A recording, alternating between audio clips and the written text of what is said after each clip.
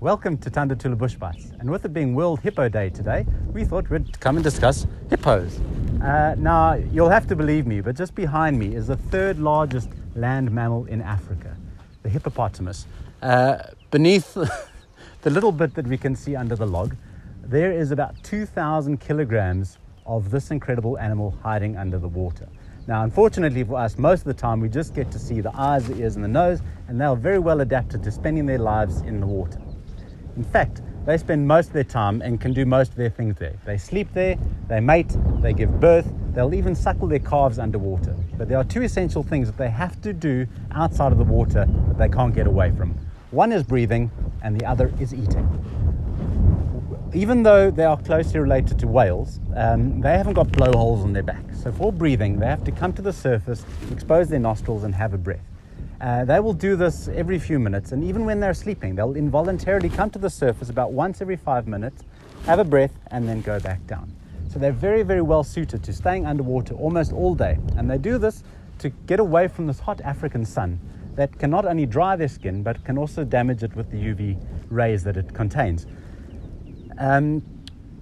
They limit their activity to going out of the water mostly at night. So once the sun has set, they will leave the water to go grazing, and then before sunrise they'll usually be back.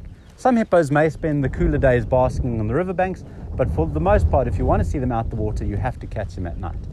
Now, it may come as a surprise to find out that hippos are herbivores. I get it from many guests. The surprise questions of that why don't they eat fish? How can they survive on grass?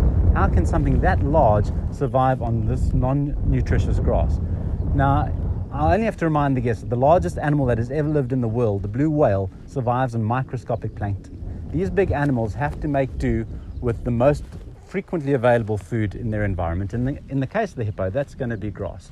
Now, for an animal of their size, they don't actually eat nearly that much. Compared to an elephant or a rhino that eats about 5% of their body weight a day, hippo only eats about a third of that. So in a night's feeding, these guys might consume between 20 and 30 kilograms of grass, which is more than enough to keep their body going. And they're able to do this because they live a life in the water, spending very little energy, having one breath every 5 minutes, slowing their heart rate down, and just having very, very low metabolic needs. Now, don't let that fool you, just because they're these gentle giants that feed on grass, that they're not dangerous. In fact, it's quite the contrary. Hippos are renowned for being one of the most dangerous animals in Africa. And if the statistics are to be believed, they kill more people every year than all of the big five put together. Now, he's not going to come charging out of the water to attack us here. That is his safe place. If we were to go into the water, we'd be in danger. Or if we were to meet him outside of the water and he was trying to get back and we got between him and his safe place, he might come charging through us with those big teeth. And in that case, there's only going to be one winner.